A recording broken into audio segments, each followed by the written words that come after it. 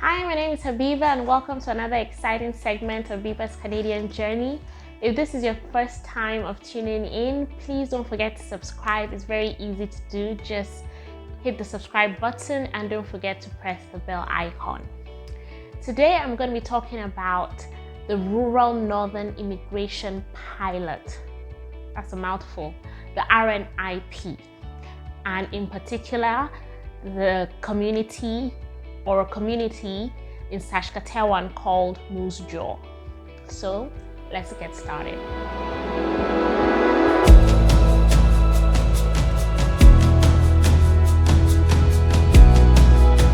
So the Rural Northern Immigration Pilot. I feel as if it should be Rural Northern Immigration Pilot Program. Anyway, so the RNIP. Let me just give you a brief background on this stream, because I believe if you have an idea of how the stream came about, it will give you a clearer understanding of the stream. Okay, so as you well know, when skilled workers come into Canada, they bring with them skill, educational qualifications that benefit the economy. Okay, and 99% of the time when skilled workers come to Canada, 99% of those skilled workers that come actually prefer to settle in the main cities, the main metropolitan hubs. So for instance, most people that migrate to Nova Scotia would automatically want to stay in Halifax or in Dartmouth or in Bedford. Hardly would you hear a new immigrant saying they're going to reside in Yarmouth or in Cape Breton, which is about 4 or 5 hours away from the capital, Halifax, except the person is going there to school because there's a university there. Or if the person, an immigrant, is coming to Alberta, majority of the time they're going to Calgary or Edmonton, the main cities, the main metropolitan hubs. Okay, and that just makes sense. Okay, nobody wants to really go to the rural communities. So what happens in this case is that the big cities benefit from this economic migration, and then the rural communities that really need this skilled experience, that need skilled workers, because majority of them have an aging population, they don't benefit because migrants don't go there. Okay, so what happened is that the federal government, the government of Canada, came together with this rural communities and is like, okay, so what can we do to help you guys? What can we do to get migrants to want to come and reside permanently in this rural communities, who want to come and bring their skilled experience with it and come and work in these communities and help the communities, So they came up with this program, this immigration stream, RNIP, Rural Northern Immigration Pilot. So that's the basic gist behind it. So with this, you should know that if you're successful in this stream, or if you're actually thinking about this stream, let's even start with this. If you're thinking about this stream, you should have it at the back of your mind that you're going to have to reside in one of the rural communities, okay? And some of these communities like Sudbury or North Bay in Ontario, they are about 4 or 5 hours away from the main city, from Toronto. Okay, so just bear at the back of your mind that if you're thinking about this stream, you're not going to be in a major happening city. You're going to be in a rural community. It might be fun, and the good thing is that there will be light and water, but you're just not going to be in a main city. Okay, now, so that's just the background about this stream. Now for this stream, there's about, I think it's 10 or 11 communities that are registered to partake in this stream. Some of those communities are in Ontario. Of course, there's Moosejaw in Saskatchewan. I'm going to be talking about that today. That's going to be our case study. There is Brandon. Brandon is in Manitoba. There's also 2 communities in BC, and I think 1 in Alberta. What I'm going to do is I'm going to put a link in the bio. I'm going to put several resources and several links in the bio, okay? So basically, if you're thinking of any of these communities, I'll put the links there so you can click on each of the communities and find out more about them.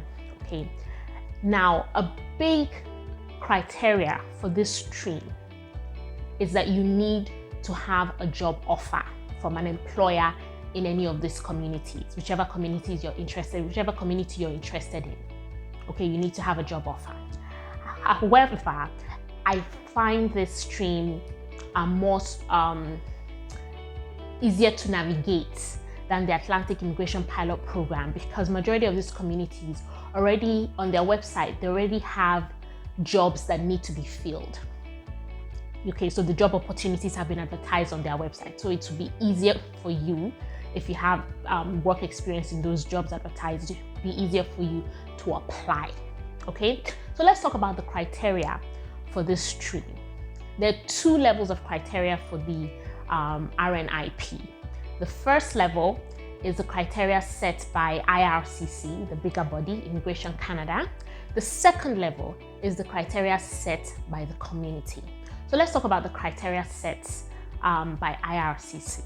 Okay, and for this stream, you need to tick all the boxes for both of this level of criteria. Okay, so criteria set by the Government of Canada. Number 1, you need to have a job offer from an employer in any of these communities. Okay, I've talked about that. Number 2, proof of funds.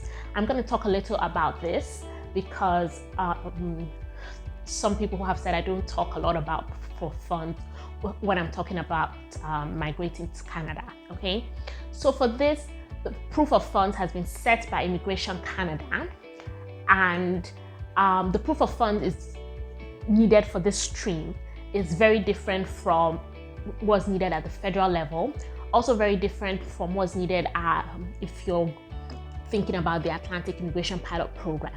So for instance, for a family of 3, the amount you need to have is 13,600 and I think 54 Canadian dollars. 13,654,000 Canadian dollars, I beg your pardon. Okay, for a family of 3. Okay, I'm also going to put the link for the proof of funds for this stream. This is very different from the amount needed at the federal level. At the federal level, the amount needed is for a family of 3 is 19,000 Canadian dollars plus. Okay, so there is a difference of about 6,000 Canadian dollars. So this stream is relatively cheaper than, if you're thinking of using the federal express entry stream. Okay, so that's also something to have at the back of your mind. But again, I'm going to put the link. Number 3 criteria, the third box you need to tick again is, we're talking about this again. I've said this before, you cannot escape this when coming to Canada as a skilled worker, is the language proficiency test. Okay, for most people, it will be the IELTS or the French exam, whichever one. Okay, and for this stream, it's a bit different because the minimum you need depends on the NOC you're claiming.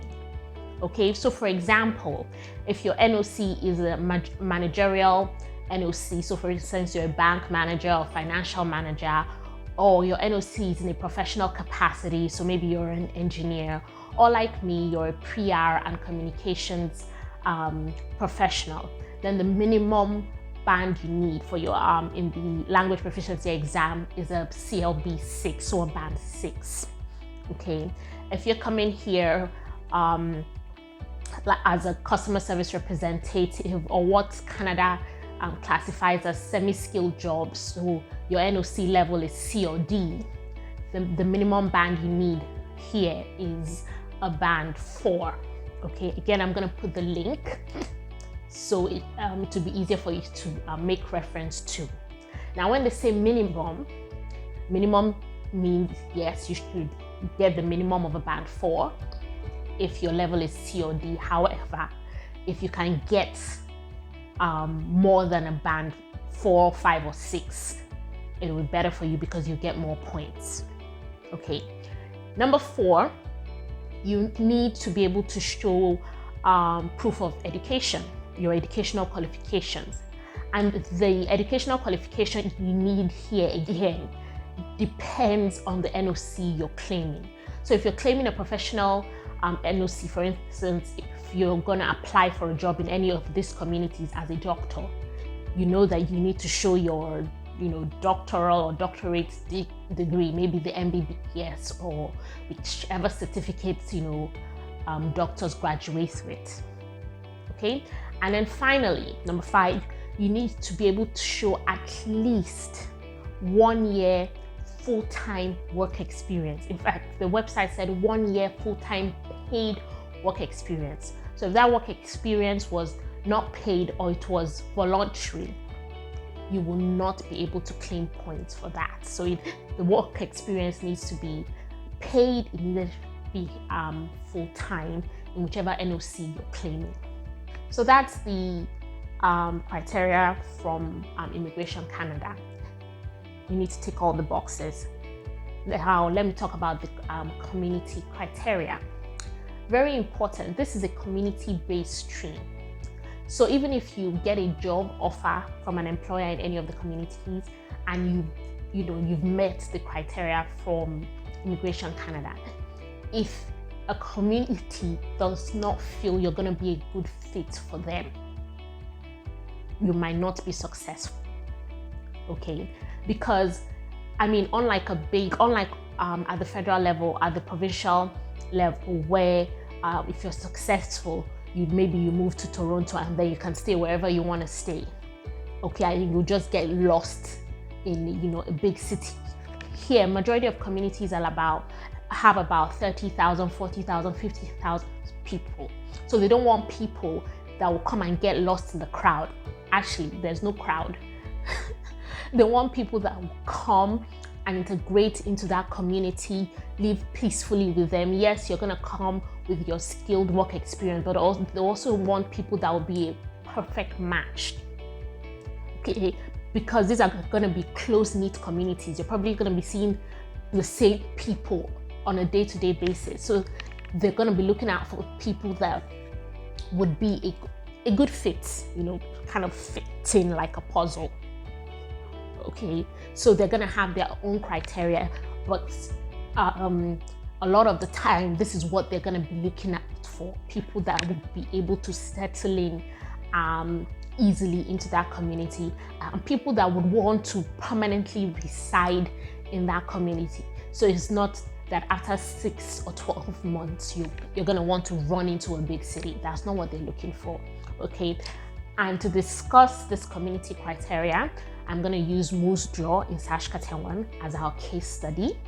And for this, I'm going to do this on my system where I can explain how to navigate the Moosejaw website. And this is also going to help you with other communities. If you're interested in maybe Sudbury or Brandon, this is also going to help you because most of the information on the sites, on the different sites, are kind of the same. Okay, so let's discuss Moosejaw in Saskatchewan. And the page comes up. Like I mentioned, that I really like the websites for this communities. It's very easy to navigate, quite self-explanatory. So the first thing we're going to do is go to the community criteria because you want to make sure that you meet the criteria for this community. Moosejaw's community criteria for applicants. Let's scroll down. So the criteria for this is point-based, so it's going to be easy for you to figure out if you qualify for this stream or not. There's about 88 points for grabs.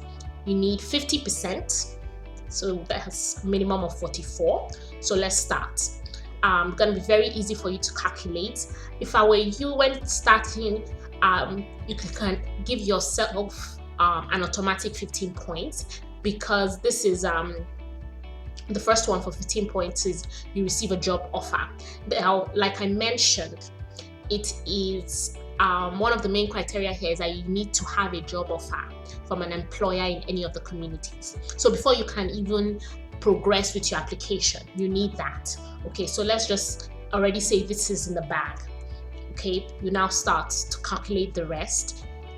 Language, for your language proficiency test, you calculate it based on, calculate the points based on your band level, your education as well, number of years of work experience that you have. If you have any connection to the community, a friend here, even if you have a friend, you get 3 points. You get points for your age as well.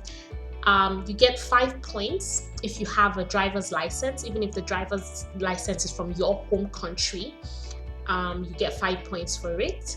If you've lived in Moosejaw, you get points. If you're coming with your spouse, your spouse will also get points if they write the language proficiency exams, and if they have years of work experience in any of the priority NOCs. So with this, you total your points, and if you have a minimum of 44, then you're eligible to apply for this stream.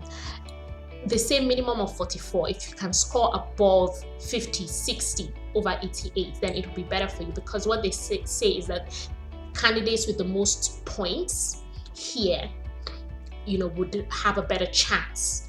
Okay, so you figured out that you have met the criteria for the community. Very, very good. The next thing I'll do is come to this tab about RNIP. And what you want to do here is to check out the priority occupations. Okay, now not all NOCs are in demand in this community or a priority for this community. However, if your NOC is a priority, then you can create a profile. So there's no priority NOC for this level. So for skill level A, if you're a specialist physician or a general practitioner, then your priority here. If you a cook or a plumber, any of these NOCs, then it means your occupation is in priority in Moosejaw. Let's go to skill level C. If you're a home support worker, a housekeeper, general farm workers, any of these NOCs, then your occupation is in need in this community. Okay, now another thing to check here is opportunities. Like I mentioned, some of these communities, they actually would advertise current opportunities so that you can apply. Now, this is not a lot. I think this is only like 7 or 8. If you have experience in any of this, floor covering, a cook, food supervisor, then please, by all means, go ahead, create a profile and apply for this. Start applying for any of these jobs that you have experience in. However, if you don't have experience, if your NOC is not advertised, it's not the end of the world. You can still create a profile. Okay, it's quite easy to create a profile. You'll be asked some questions and then you create a profile. So like I mentioned, it's quite easy to navigate this stream, to navigate this website.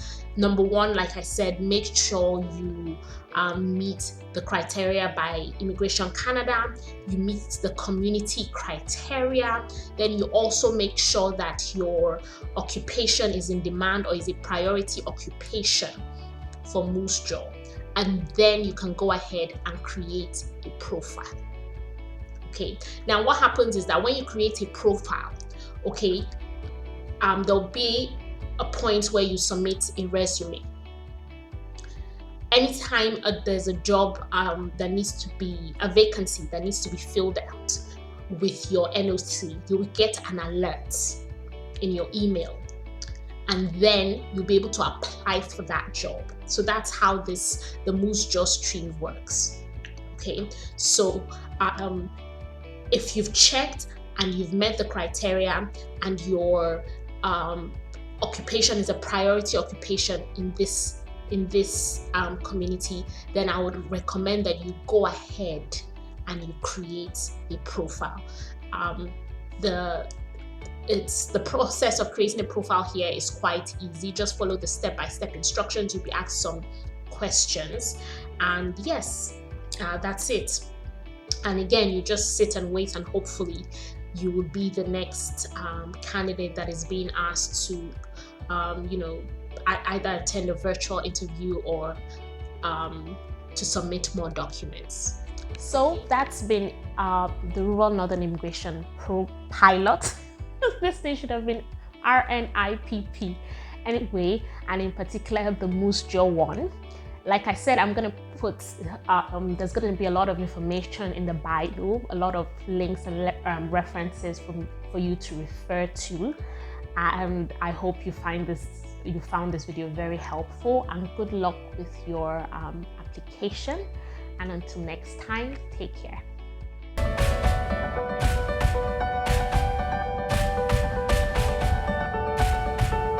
Hi, my name is Habiba.